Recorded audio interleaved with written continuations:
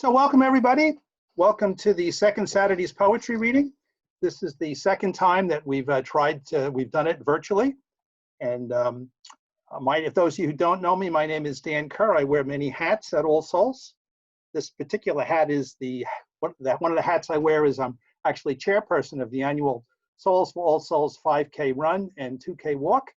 And each year in that fundraiser, which really is a celebration of the role of the church in the community, we have a group of poets that's actually led by Barbara Southard and Sharon Doyle, which is the Live Poet Society. So we'll give you more information on that as we get closer to September 27th. Just a couple of little by way of introduction here. This program, okay, please keep your mics on mute, please. Someone is creating background music, so I'm going to mute you there. Thank you. Just by way of introduction, you see the picture of the historic All Souls Church there in the right-hand corner. We have been in the community in one form or another since 1857. And the building that you see there, designed by Stanford White, was opened in 1896. So we are a functioning church, but we really are there for the community that we serve. So our doors are open every single day. Every day you go into the church, on the right-hand side, left-hand side, you can donate food to the poor. We do an interfaith morning prayer service on Sunday morning at 8 o'clock and also at 9:30. And during normal times, we do these poetry readings we normally do in the church. We also offer in normal times once a month shamanic drumming. And also in normal times, we do our Saturdays at 6 concerts once a month as well. And in normal times, we do Gregorian chant once a month. My sense is we're probably going to be bringing that back real soon. As far as the agenda that we planned for today, if you want to read one of your poems, please enter it in the chat box. And when we get to that part of the program, I'll be sure to call upon you. Please keep your microphone muted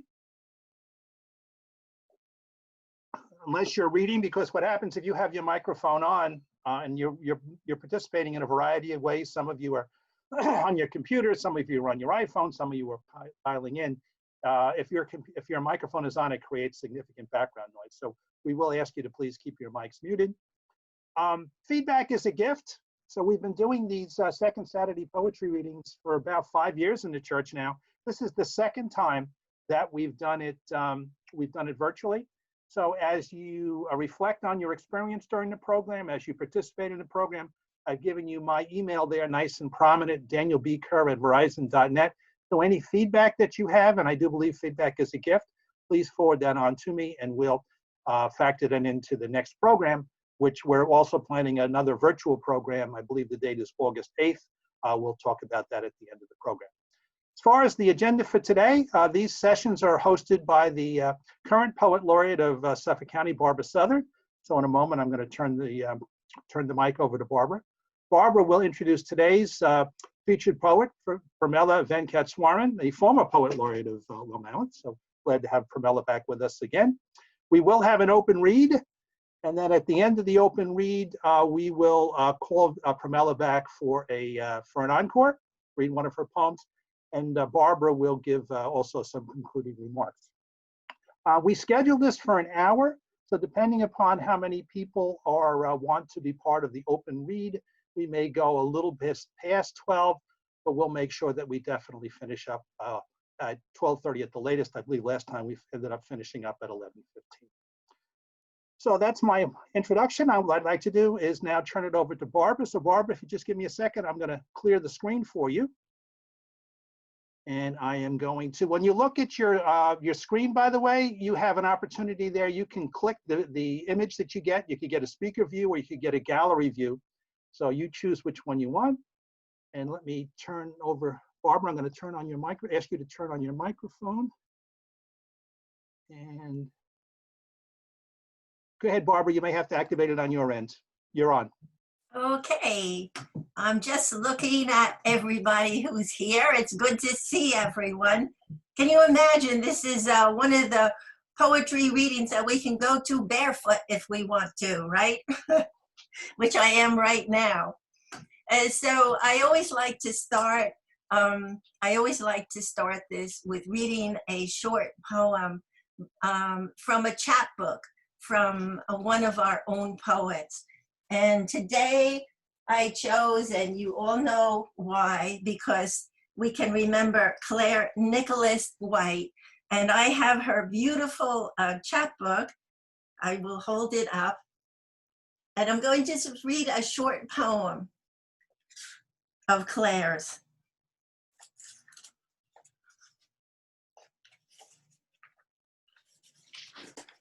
She was such a presence in this community for so many years. Footsteps in snow. On the miraculous clean sea of snow, someone walked away, leaving little boats in a row, filled with blue shadows, a daring convoy. Oh, carriers of our longing, launched out there on waves of field, of road, of immaculate horizon. Only those footsteps dared to leave their imprint, waiting through that day for evening light, rose-colored, to slip into them. A cargo that will fade as it sails into night. Whoever left them behind has not returned, and the rain erases their traces. All right, so now I would like to introduce, I'd like to introduce Pramila Venkateswaran. This is such a pleasure to introduce Pramila. I think we're all very familiar with her poetry.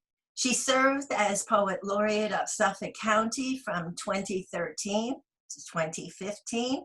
She's the co-director of Matwala South Asian Diaspora Poetry Festival, is the author of Thurtha, Behind Dark Waters, Draw Me Inmost, Trace, 13 Days to Let Go, Slow Ripening, and The Singer of Aleppi. She's performed her poetry internationally, including at the Geraldine R. Dodge Poetry Festival and the Festival Internacional de Poesia de Granada. She teaches English and Women's Studies at Nassau Community College, is the author of numerous essays on poetics as well as creative nonfiction. And finally, she is also the 2011 Walt Whitman Birthplace Long Island Poetry of the Year. Please welcome Pramila Venkateswaran. Thank you so much, Barbara, for the introduction. And thank you, Dan, for setting this poetry session up. And thank you all for coming on this Saturday morning. Can you all hear me clearly? Okay, good. I'm going to set my timer so I don't go over time.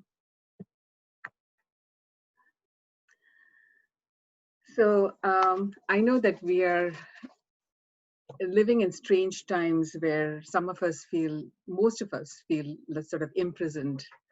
And it's interesting that we can look at this kind of imprisonment as literal or metaphorical. There are so many layers to what we are going through right now. So I'm going to start with this poem called Exile. Coming is always arduous. Mountains, near depth escapades, until you chalk a square space and call it home. Going happens in a split second, a bird taking wing. My next poem is called Partition, and I wrote it in memory of one of the stories that my mother told me about the partition between India and Pakistan and what happened in 1947. Partition poem. Uncle waited every day at the station. Where was Kamali and her husband? He had to avert his face from the bloodied bodies pulled out of the carriages. The killing at the border was relentless. Our eyes fogged. Then what happened? Did she come? One day she appeared from behind the smoke and ran toward him. And we breathed once more. Families still leaned toward the tracks, eyes fixed to a distant spot.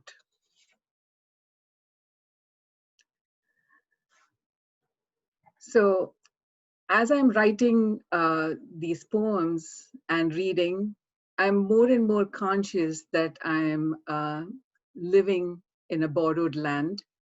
I'm very conscious that I'm living and writing on Native American land. And now more than ever, I'm conscious of what is happening to Black lives.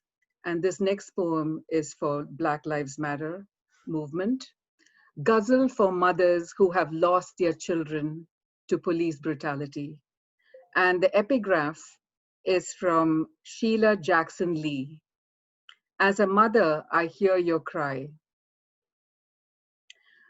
Mother Earth opens her arms to embrace you as you fall. Slow motion, the air parting, unable to stop the fatal fall. Oh, I forgot to read the title. Ghazal for mothers who have lost their children to police brutality. Mother Earth opens her arms to embrace you as you fall. Slow motion, the air parting, unable to stop the fatal fall. Mothers endure their children's agony as bullets rip skin and sinew, but their cries of stop cannot break their children's fall. When the law tested Sita, setting her ablaze to test if she was true, Earth Mother said, enough, and took her home. Now tell me who fell. I join your cry, mothers, as you stand bereft, justice long overdue. We labored hard to birth our babies, from dawn to nightfall. We cared for every inch of our children, skin, bone, tissue. Their moral fiber we embroidered with care so they'd not fall. And you dare again and again to snatch our tender few, adding to your score. You think nothing can befall the giant law, armed and fattened with immunity's glue. Your mothers too are sorry to see you stoop so low and fall. Don't underestimate us. We are shaking off our blues and dismantling our land of laws that make our children fall. Impact. When the bullet meets flesh, the moment is gone. Then the searing pain, then gone, gone. Confetti of flesh, then the after, the hereafter. No looking back or forward. Not like the impact of a kiss when lips meet and draw each other's breath, as if the essence of the other is needed to make you live, so you draw the other deep into you. And in the next moment of that joining, you savor the taste of the lover. Remember the utter leaving of your body.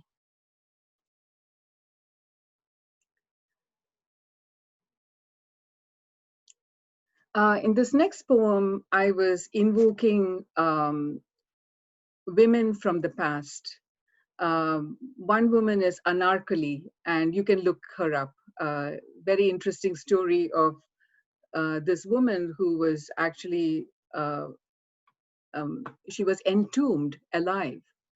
And then there is the whole story about Isis. So I invoke these images to create this poem. Looking for a rung. Anarkali is caged within brick walls, shaped into a myth, romanticized.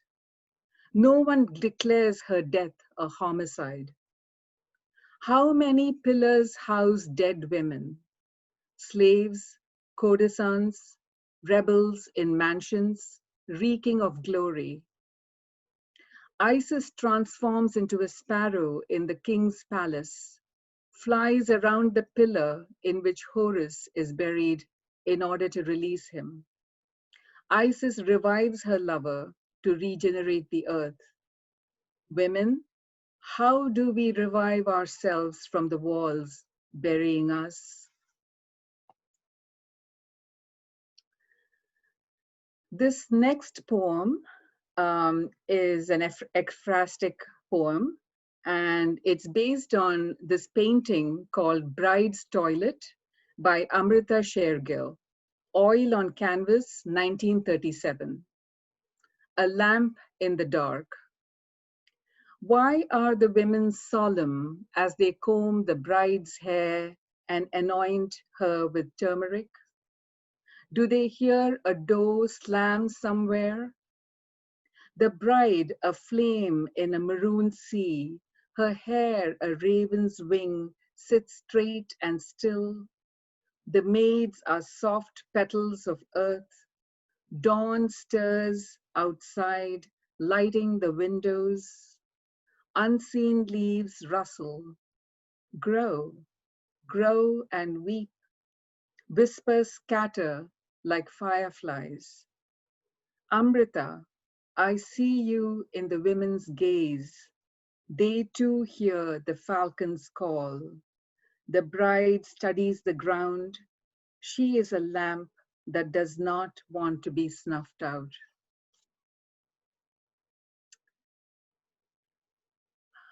So, how are you all doing? Okay. I realize that some of these poems are kind of heavy. All right. This next poem is a poem that just got published in Mom Egg Review. I love that journal. I'm going to read this poem. History of my suitcase. I dragged the large green suitcase from its corner, clouds of cobwebs and dust rising from it, making me sneeze.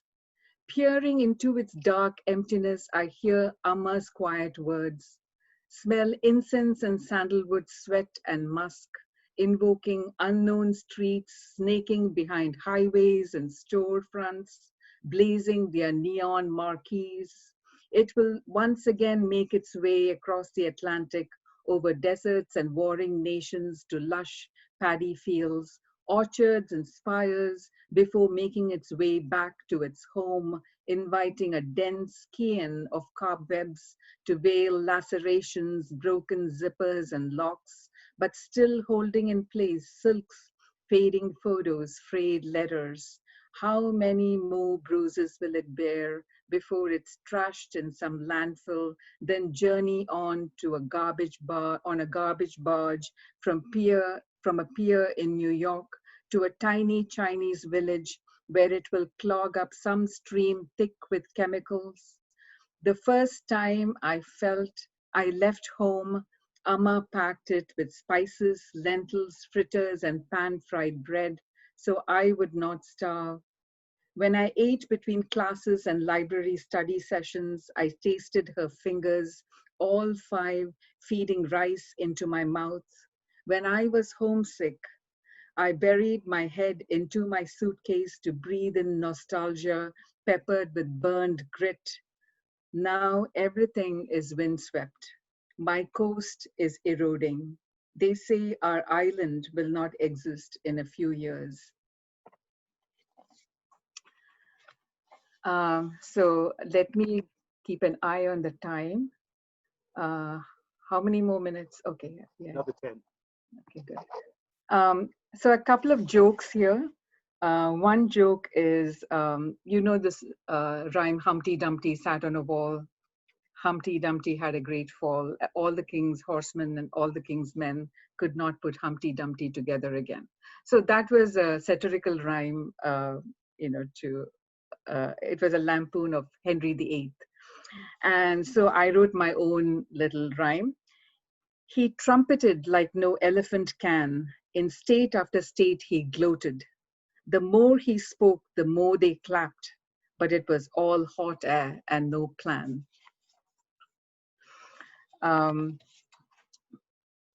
So I'll share with you this poem that I wrote right after the Women's March in 2017, January. It was one of those historic marches, And it was just thrilling to march with so many women, to Washington, D.C. The flood. Dawn sees a string of women in the city waiting to board the bus. Voices ripple in the dark, a roll call of names, and soon the bus rides the descending fog, following a necklace of red lights weaving into the Capitol. Women hold up banners, call out, call out, call out the king and his henchmen. Spilling into avenues, they walk colorful in coats, hats, and scarves, chanting, bursting into song. Yes, we shall overcome, sister. Shine this little light of mine, yours and mine, let it shine. Spirits take wing as words burst from lips of women and men who work brutal hours to lift the weak and now lift sagging spirits. Courage, sisters. And the women cry back, courage and power. Heat gathering in layers, the air warm with joined wills. A giant tide gradually curling into the perimeters.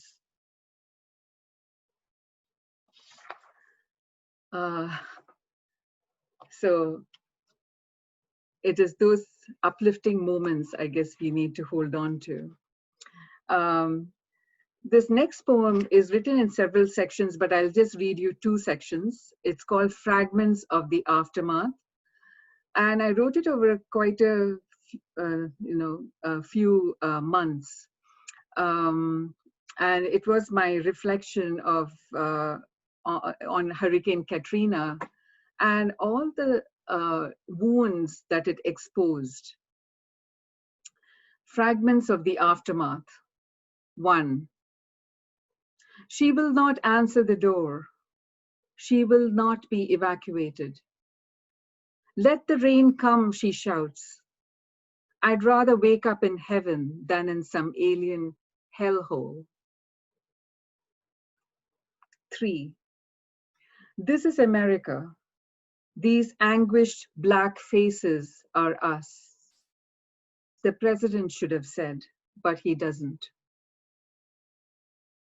The unspoken has settled into our flesh. Suffering wears the same face on any soil. 5. Have all the dead been counted? Which body is this arm attached to? How do you count dismemberment? The tally is deferred. Life goes on. The mayor is re-elected by the living. Plans for future evacuations are made on dry land, under blue skies, in the halo of the disappeared. The city's coming back, say news anchors. The weatherman spots unrest in the seas. One neighbor to another, do I rebuild or become a refugee in my own country? There's nothing for evacuees. God, I pay my taxes. Am I African or American? Am I human?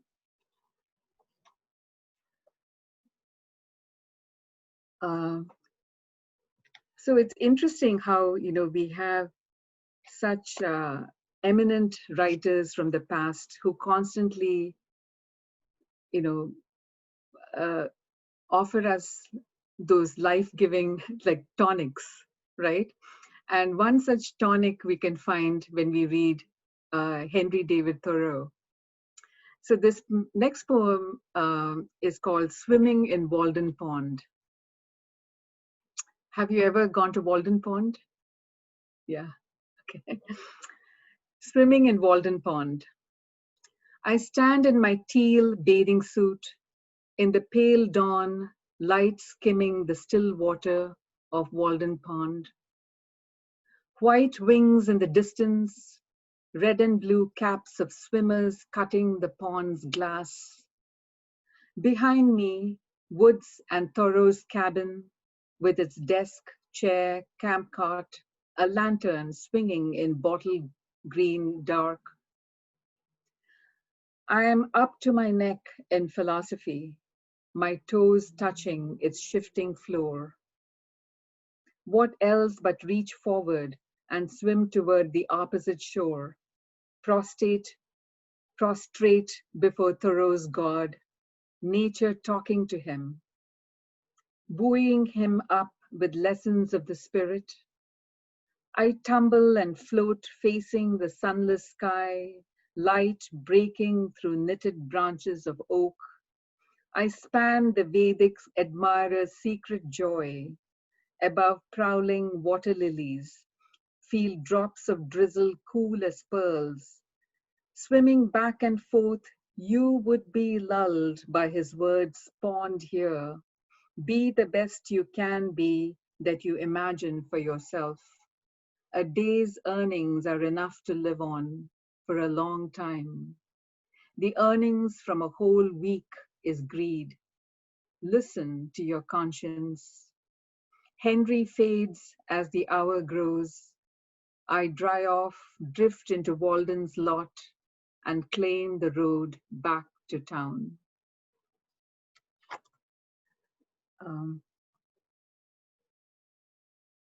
So let's see how I'm doing here. One more, Pramila. Oh, I have 2 minutes. Okay. So I'll read you this poem. It's based on mythology. And I don't know if you're familiar with the Mahabharata, but there is one story where it's a story about illusion. And one of the characters, Duryodhana, he's totally living in an illusion, and he is not really sure what is what. He mistakes illusion for reality. So I'll read you the epigraph, and that might explain a bit. So the title of this poem is Mirages. And the epigraph reads, "The serpent that was mistaken for a rope, that story." At the threshold of the great hall, suddenly Duryodhana thought, water covered the tiles. So he lifted his flowing garments all the way up to his thighs and walked across and heard his cousins, the Pandavas, snicker to see the king fooled by light rippling on blue stone. He quickly let down his robe and continued to walk across another large hall to get to his abode.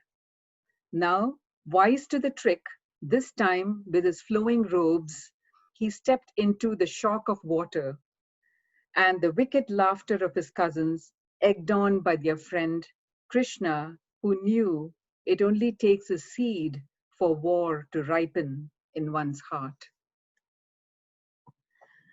So I'd like to end with 2 poems.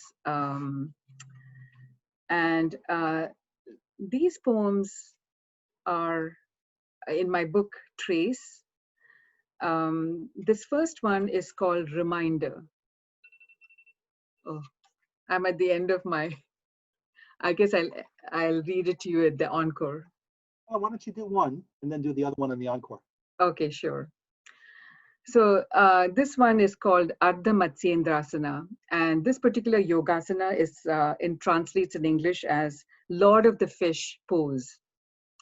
Ardha Matsyendrasana. Imagine that fish motionless on a lonely shore, listening to Shiva whispering the secrets of yoga into Parvati's ears. The burden is no longer the goddesses alone. The fish suddenly gains divinity, pronounced by Shiva himself as Lord of the Fish, to spread on earth a rarefied mystery.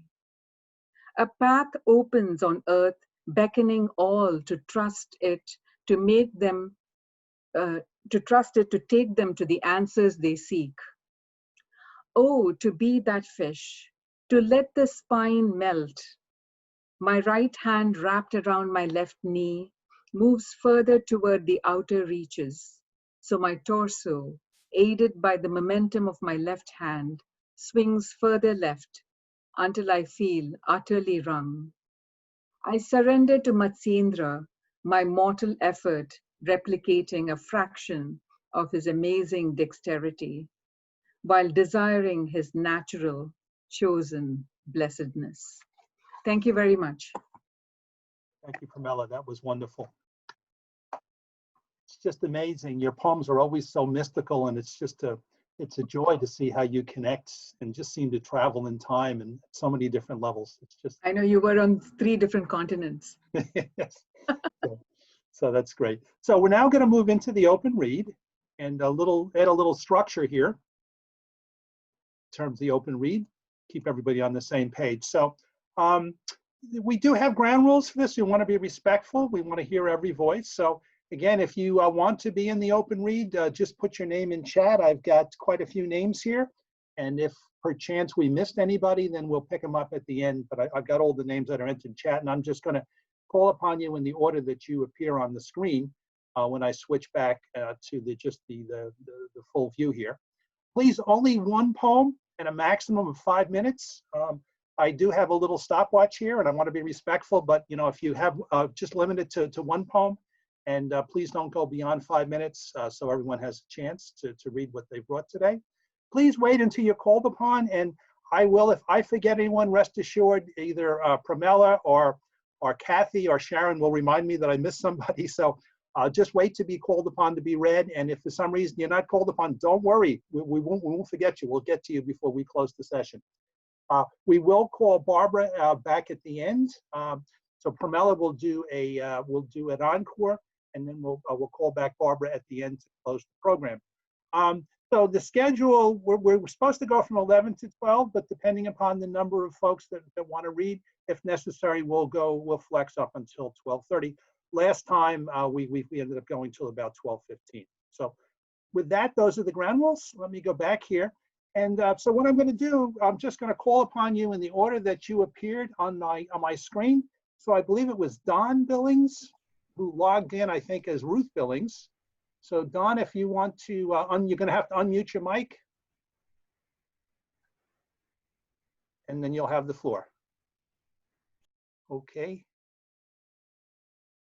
Don, you there? Okay. Don't know quite what happened to him. All right, so that didn't work. So Don must have pressed the wrong button, which happens. Okay, so we'll go to Judy. Judy, if you want to unmute your mic and come on. Go ahead, Judy. Okay, terrific. Thank you, Pramila. Thank you, everyone. Thanks, everybody, for showing up. What a great Saturday morning. So this poem actually birthed from the last virtual meeting we had. Virtual timing. Phone has been a silent sentry for weeks into this pandemic. Robocallers extinct for lack of work. I'm on a Zoom poetry reading, mic on to read my poem at the open, and you guessed it. Phone rings. Not my cell phone at my elbow that I can click off, but the house phone, too far to reach to press the red shut up button, and so I read my poem. A few days later, the host sends a video of the reading. So nice to hear the features again. Phrases I missed, narratives to relive and savor, and then there's the open. Too anxious to wait, I fast forward to me, hear the phone loud as Big Ben at midnight, and again, cringe at virtual timing. What I missed the first time now makes me chuckle. Several poets get up, checking their phones, sighing before returning to their virtual square on the screen. I want to shout, it was me, my phone rang, so sorry to interrupt, but I know it's too late for that. 2 days later, I attend another reading. My time at the open mic, I hold my breath that the phone will not ring, and it doesn't. Instead, Snickers, our watchdog, starts a chorus of barking joined by our other dog, Ruffles, just as I start to read. No way to shut the door, to tell them to shut up. I just read my poem through gritted teeth at the sheer injustice of virtual time. I'm the last reader. We say goodbye, click off, quick and clean. Dogs are still barking an alarm. I race to look out the window and smile to see 3 baby bunnies running in circles to catch each other, a hopping game of tag, So cute, so small, so clear why the dogs are alerting me. When the video arrives in my inbox, I click off without watching it. Instead, I sit watching our front lawn for bunnies, the dogs quiet beside me. Thank you. Thank you, Judy. That was very timely and very enjoyable. Thank you. You really captured the experience there. Okay. So going down the list here, let's see. Jim Thorn from North Carolina. Jim, would you like to come off mic? Come on, Mike. Jim, Okay, am I off now? you're on. Okay. I have one short poem here. It's got 4 stanzas. I'd hope to find, while searching seems so hard to tell, which would be our most favorite shell. Had to constantly, consistently compare as they laid on seashore here and there. Shells were round, oblong, and also odd. Had been prepared by our beloved God with bright colors and delicate designs, often our spiral or could be curvy lines. Through shells which separate and strain, ocean waves had created such a sweet refrain, asking why we became such a big creek, all of our God's precious shells trying to keep. Each day, morning does beautifully break. We will always respect God and his sake. Shells which we love must be left behind for searchers who them had hoped to find. Over. Thank you, Jim. That was great. Those of you who don't know Jim, Jim joins us from North Carolina. He's a member of Father Farrell, who was at All Souls for a number of years. He was from Father Farrell's current congregation. And Jim has, I believe, written over 8,000 poems. So I know he's very prolific, and it's a real joy, Jim, to have you with us. And Jim was also the one, he's made several suggestions to us over the years, including that we record these sessions and post them on our website. So Jim, thanks for reading today, and thanks for making suggestions. You're welcome. Okay, so going down the list here, Jack, if you want to try to come off mute. Jack Zaffos? Here, hello. We got you, Jack. Great. Okay. This is called I Cannot Do This Alone. Parentheses, the throat's calling. I am the throat, and I cannot do this alone. I cannot open up. I cannot speak. I cannot breathe. Where are the powerful winds of the lungs? Powerful spirit of the gut. I cannot do this alone. Where are the powerful eros of the groin, proud round the buttocks, great resilience of the thighs and legs, soft and strong feet? I cannot do this alone. And where are you flashing neurons of the mind, brain, spirit of the third eye and solar plexus? I cannot do this alone. Come together, do not leave each other, do not leave me. I cannot voice without the unified spirit, for we are all of the unified spirit. Do not be afraid, our time has come to voice the love, the life force. We are 71 years old, and it is time. I cannot do this alone. Thank you, Jack. I'm reminded of St. Paul's talking about the mystical body of Christ, the way you connected all those parts there. So thank you for that. Okay. All right. Let's go to, we had Judy. Let's go to Maggie. Maggie, if you want to turn on your mic, please. Hi, everybody. Thank you, Dan. Thank you, Barbara. Thank you, Pramila. Your poetry is so gorgeous and rich. I'm going to read probably the shortest poem I've ever written. It's from my chapbook that was just published by Finishing Line Press, and it's called Missing Children. In the months when you wouldn't talk to me, I learned that blood owns no one, merely passes on. Thank you. Thank you, Maggie. Well done. Richard, you want to come on, Mike? Richard Bronson? Sure. Okay. Baptism at sunrise. Geese have had a wild party. Cuneiform marks the sand. There they are, a hungover crowd, waddling along the shore at dawn. You skirt the gathering, not wanting to disturb their coming to grips with the day. The tide is in, and you enter. Hands magnified through the lens of water move within its languid undulations, immersed in silence. The sky brightens. A shaft of light, golden scepter of the sun, ignites the water. Geese give up the beach, fly overhead in a noisy troop, honking day's raucous celebration. Thank you, Richard. Well done. And we've got another poet from North Carolina with us today, Mike Daly. Would you like to come on? I think you're on the list, Mike. Go ahead, Mike. Mike, you're coming through like Bugs Bunny. I don't know what this issue with the sound. So I'm going to come back to you. Maybe check your sound setting because it does literally sound like Bugs Bunny.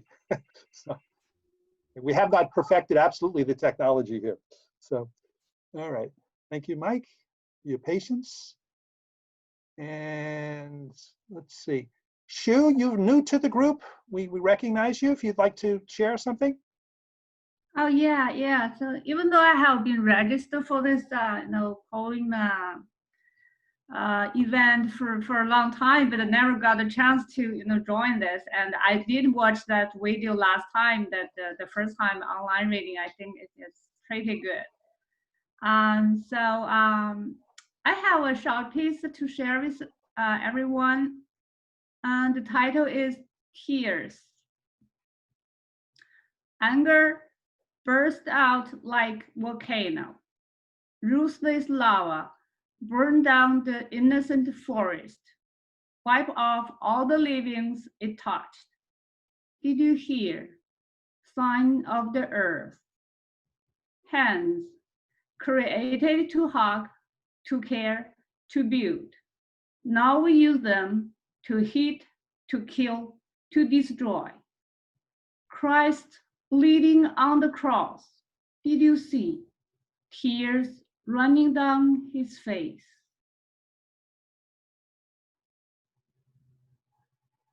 Thank you, Shu. That was beautiful. Well, again, welcome to the group, and we look forward to your participating in reading in the future. And thanks for the feedback on the video as well. Okay.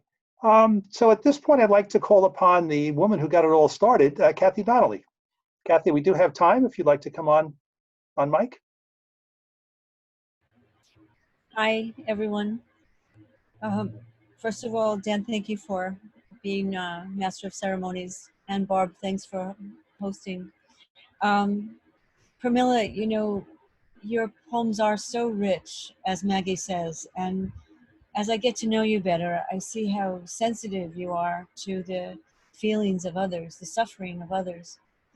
So I wrote this poem with it in mind that the people at the border, living in tents, living in squalor, separated from their children, this is catastrophic. This is not a small thing. And I'm reminded of a line from Pride and Prejudice where Darcy says to Elizabeth, why won't you marry me? And she says, because of your callous indifference to the feelings of others. And it's just so heartbreaking to see how so many people on this earth suffer while most of us are living so nicely. I can see the backgrounds of all of our positions here. So I wrote a poem called Intuitive.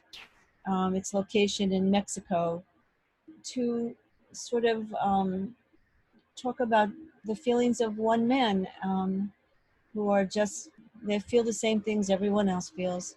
And it goes like this, intuitive. It was in his voice. It's not the walk that took on that of a laborer, pulling a plow, planting his seed.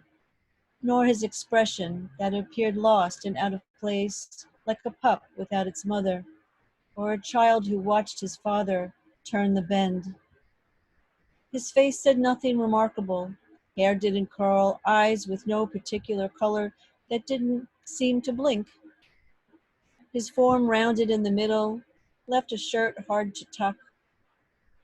It was when he spoke, a soft velvet deepness, as if singing a song, slow, careful words about his feelings, what it meant to be in love.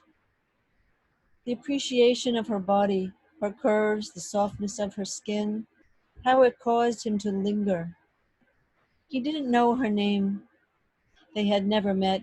Perhaps he was afraid to do more than look. But he perceived a wanting, a longing from across the room, and somehow knew one day they would touch. Thank you, Kathy. Appreciate it. Well done. Okay, Don Billings, we're going to give you another try here.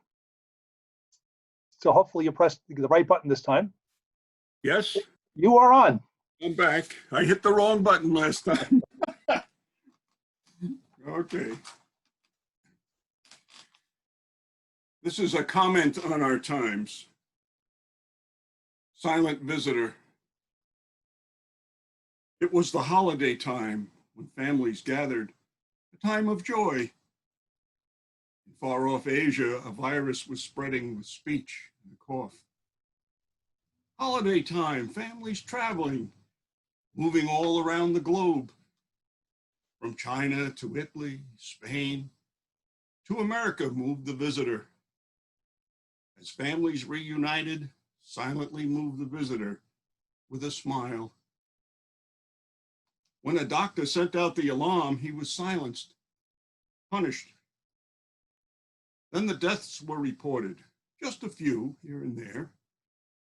Someone said, "It will pass, it will be gone like a miracle." Silently moved the visitor with open speech and a cough. The death toll climbed all over the world as he made his visit. Then the hospitals needed masks, gowns, ventilators. Someone said, "Everyone can get tested. We have the most tests." As it turned out, it wasn't tests. We had the most deaths. Bodies kept refrigerated in huge trucks by hospitals. Mass graves dug in Manhattan and all around the world. The doctors said, "No gathering in groups, stay home. Wear a mask when out, wash your hands often." People stopped flying, borders were closed. Someone said, "It's not our fault. I closed the flights from China." Silently came the visitor from Spain and Italy to New York. Someone said, "I want the churches filled at Easter. It'll be gone when the warm weather comes." Stay home was the cry. Sequester, wash your hands.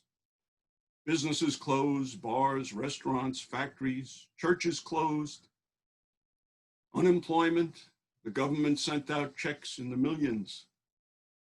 In the markets, sanitizer, toilet paper, food items disappeared. Masks were required in the markets, spacing at the checkouts. The government made loans to airlines, big business, farmers. Someone said, "The governors will handle it." Silently moved the visitor onward to meatpacking plants. Someone said, "The packing plants must stay open." Hundreds infected and more with open speech and a cough. Hospitals said, "We need tests, masks, gowns, swabs, reagents." By phone and text we learned, people we know have the virus. Family, people we know on ventilators, some have died.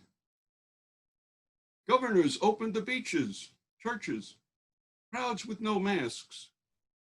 As they defy wearing masks, the visitor moves with a smile. With his deadly visit, now well over 100,000. Do you wonder one day you'll meet him? In a casual conversation, perhaps he'll be laughing. A comment on our times. Thank you, Don. Well done. Definitely captured the times. Thank you. Okay. So our next reader on the list is Dan Kerr. This is a poem. My niece Ashley, who's on the line, will definitely remember this person. I was raised by a Black woman from Bermuda, which is an interesting part of my life, which some of you may be hearing about for the first time. And the poem appropriately is called Bermuda Potatoes. Here goes. I was the straw that broke my mother's back. A big house in Huntington Bay and 8 kids was too much for my mom to handle. Elvira left her family and the soft apartheid of Bermuda in the 1950s to change my diapers and cook and clean house for a large family on Long Island. She arrived in the US as an immigrant with little education and went on to complete high school, become a US citizen, graduate from college, and become an administrator for many years at Stony Brook University. One day long ago, as a kid sitting at the dinner table, I refused to eat the potatoes that she served. Aunt Elvira told me firmly, these are not just potatoes, these are Bermuda potatoes sent by my mother. From that point on, Elvira only served Bermuda potatoes. Elvira introduced me to Aesop's fables and the wisdom of the Bible as she understood it. You don't have to like your brothers and sisters, you just have to love them. Your mother named you Daniel. Always have the courage of the Daniel in the Bible to speak truth to power. Although Elvira was very Black, it never occurred to me as a child that Elvira was not my mother's sister. The realities of race and racism were learned outside my home, and I began to refer to Elvira as my Black aunt. During the summer, she often teased my sisters, telling them, no matter how long you lay in the sun, I'll always have a better tan than you. Whenever turkey was served for dinner, she always said, the Black meat is more flavorful. Later in life, as Elvira introduced me to her family and friends, she would say, this is Daniel, he's the white sheep of the family.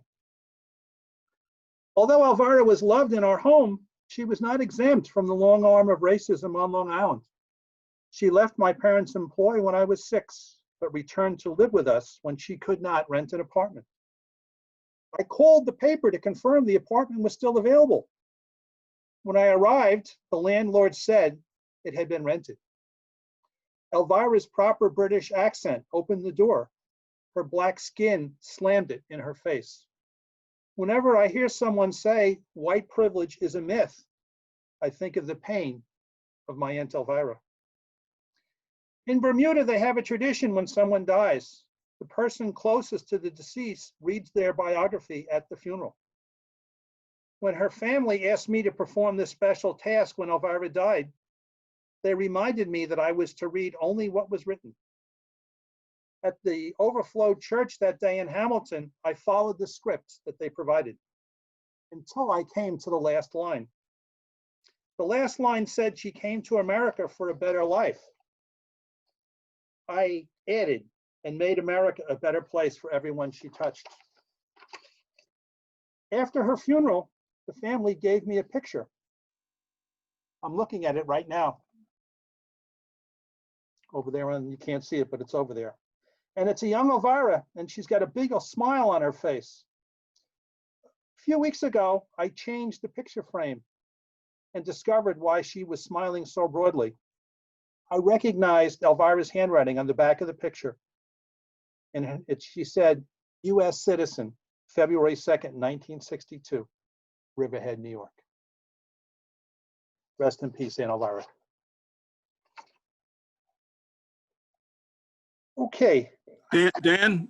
Yes? What was the name of that poem? Bermuda Potatoes. Thank you.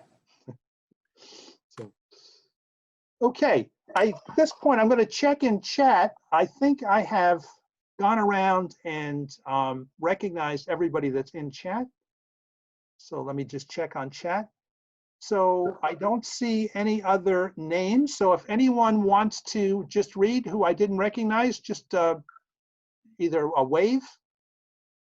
Can wave, frequent, rave. Okay, Sharon, sorry. Okay, Sharon, if you want to take yourself on off, I think your mic is on now. Hi, thank you everyone for this time. It's always wonderful. Some of you have heard this poem, but I'm going to read it anyway. Old friends. Reaching across the aisle to an old friend, it's been years since she turned her back on me. And this time she cut off my hand and again left me bleeding. For she just now called me a dunce and said she was done with me. It better be just a dunce than be filled with her cruelty. I will not take it personally. We all know better than that. But I am bleeding internally as our country comes nearer combat. This is not the first friendship lost, and it likely will not be the last. But our country will pay a huge cost if we do not find peace from our past. For if old friends cannot disagree and discuss their political views, if we cannot speak honestly, then surely warfare ensues. Is there freedom of speech not to be stopped at our fence? Is peace now out of reach and real talk held in suspense? Thank you. Thank you, Sharon. Very, very moving and certainly very timely. Okay. Dan, I see Patty Tana and Sasha Ettinger. Okay. Okay. Yeah, and I got a couple of other there. I see Mike Daly is back as well. So Mike, you want to go for a second try? Okay, Mike, you still like Bugs Bunny. I'm not sure. What you might want to do, Mike, go back to the invitation and why don't you try to dial in by phone, and we can pick you up that way. So log out of your computer and then try it by phone. Okay. Thanks. Try that. They'll come back to you at the end once more. Okay. So I think Sasha, did you want to share anything? Sasha? Yes, can you hear me? Yes, we can. Good. I'm still trying to wrap my arms around Zooming, so I do have the audio with you.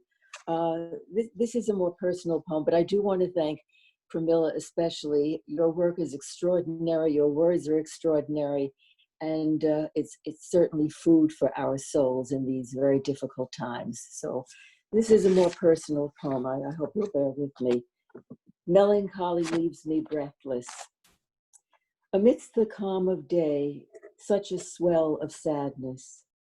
This need that cannot be fulfilled brings a rush of tears, a rush of memories, so profound they must flourish, so profound they must perish. And what of nature's rhododendron outside my window? It passes through the hardship of winter, happily renews its need to burst into blossom each spring, or the grass determined to display its carpet despite being held prisoner under wintry ice and snow. Or must I learn to understand we are given arms to hold, prayers to lead our passage through the darkness, music to soothe our restlessness, joy to lighten our hearts, until it is time for each of us to give back to the earth ourselves. Thank you. Beautiful. Thank you so much. Okay. So, Kathy, you mentioned there were a couple of others. So anyone want to come off, just either wave or just come off mic? You want to share? Patty Tana.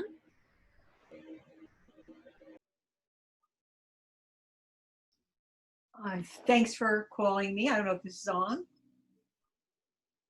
We can hear you fine. We can hear you fine. I don't know how you make a picture go on. There you are. We can see you. You're smiling at us now. You're wearing glasses. We can verify that you with a wood in the background. You're waving your hands. Pramila, I enjoyed very much. Thank you so much. I enjoyed hearing your voice. I really enjoyed the way that you brought us out brought us out and came back up like that. I really enjoyed seeing your face. And Kathy, good to see you again. Sasha, you're Judy, your glory. Hello, Judy. It's just a lot of fun. That's all. Just to say hello. Thank you for calling me out, Kathy. I appreciate that. Thank you. This is really fun, and I'm enjoying this very much.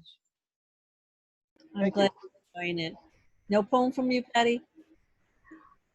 You know, I'm feeling like what everybody is feeling here.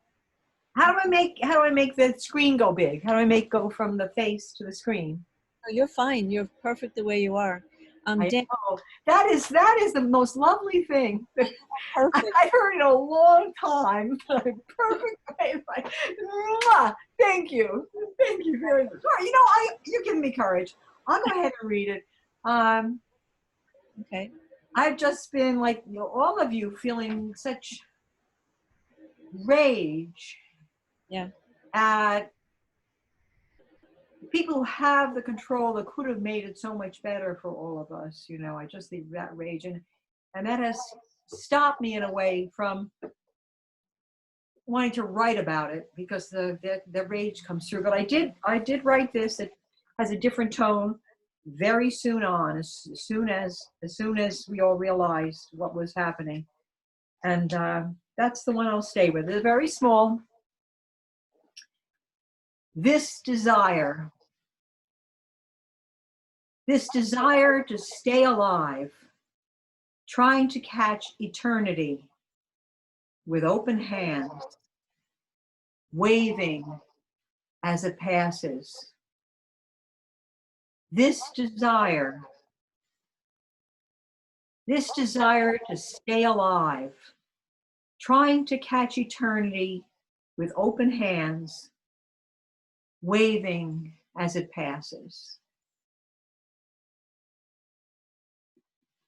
Thank you, Patty. That was great. Thank you. Okay. I see Pastor Motor was with us. Pastor Motor, I don't know if you want to read anything or you just want to say hello. If you do, just come off mic. Give him a chance. Okay. Guess not. Okay. All right. Yep. Also, Rosie, and I see Gladys, I think. Okay, Rosie, do you want to read anything? Just if you'd like to read, come off mic. Come on, Mike. She says no. Okay. And Gladys, did you want to read anything today? Thought I saw Gladys. She was here. Yeah. She left. Okay. Okay. Anyone else? If you want to read, just wave your hands, and if not, we'll just wait for a second. I don't see any waving hands. Okay. So let's bring back Pramila for an encore. Pramila? Why don't you say something, Dan? I think the Pastor Motor wanted to read something, but couldn't unmute himself. I may be wrong. Yeah, that's fine. We'll come back to him at the end. Pastor Motor, if you can get that mic on, you want to say something, just turn it on. We'll wait for you at the end. But in the meantime, Pramila, why don't you come on?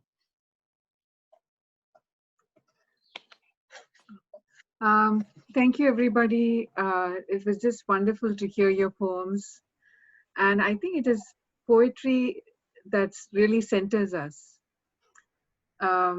This next poem I'm going to share with you, I wrote it a while ago, and it's in the Nassau County Poet Laureate Society Review. I mean, we've gone through so much, especially in the last 4 years. And this year has been especially, I mean, it's traumatic. So often I feel that when I'm just totally like in despair, I need to find the things to center myself. So this poem is about that. Square one. Is this bottom? It feels like we are still descending in ear-buzzing speed. Sometimes we fall relentlessly slowly, the threat thrusting its rude point to part life from our throbbing center, but the bottom is still a few stories below. If this is hell, then what's biblical hell like? One human excoriating all humanness from the other and from himself? When bombs rain down on civilians, when my friend breaks down on the phone because he has lost control, when a daughter wilts, or we see a woman reduced to an animal squirming, an animal reduced by inhumanity, prayer turns to dust, our lips are cracked, our tongues go soundless, we turn and turn for light. We turn the pages of great masters.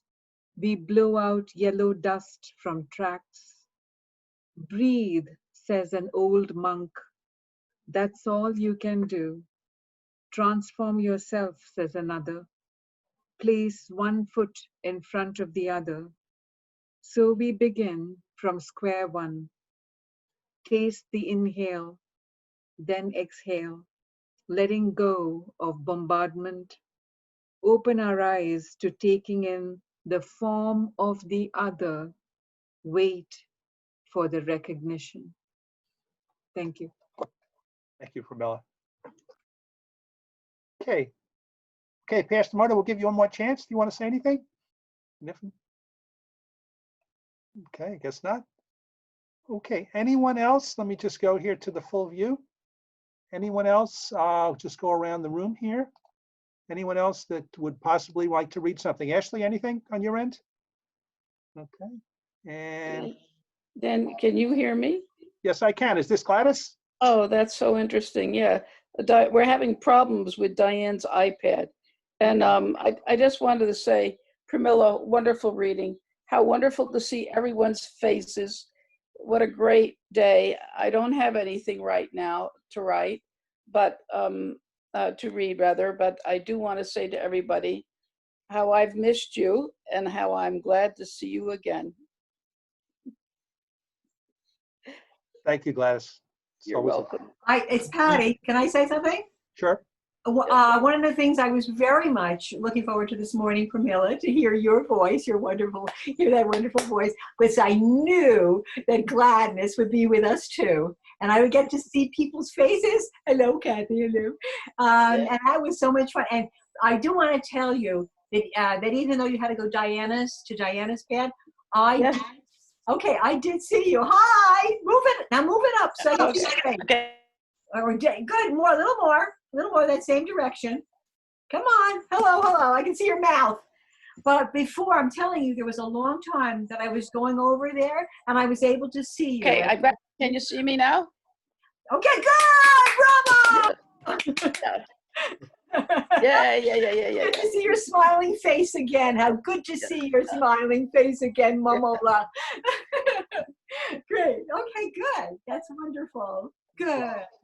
Thank you, Gladys. Okay. So again, I'll ask once more if there's anyone else that needs, just wave your hand. Okay. No, that's enough for me. Okay. All right. And Barbara Southard, our current Poet Laureate, you get the last word. So if you want to turn on your mic, Barbara. There you go. It's really hard to have words after this. This was so moving. I just feel so warm, like somebody has been wrapping me in their arms. And there's something I want to say to Patty when she mentioned she felt rage. And I think to all of us, that's our job. Rage on, because that's what we need. We need to speak out.